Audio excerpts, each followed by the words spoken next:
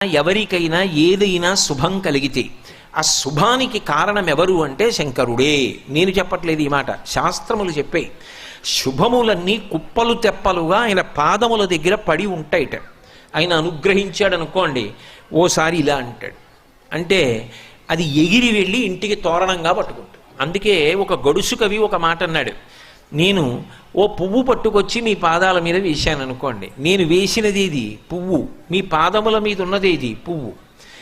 నేను ఒక పువ్వు పట్టుకెళ్ళి మల్లికార్జున లింగం మీద వేశాను అనుకోండి, పరమ ప్రేమతో వేశాను అనుకోండి, ఆ పువ్వు ఓ ఏడాది తర్వాత నా ఇంటి మనవడు.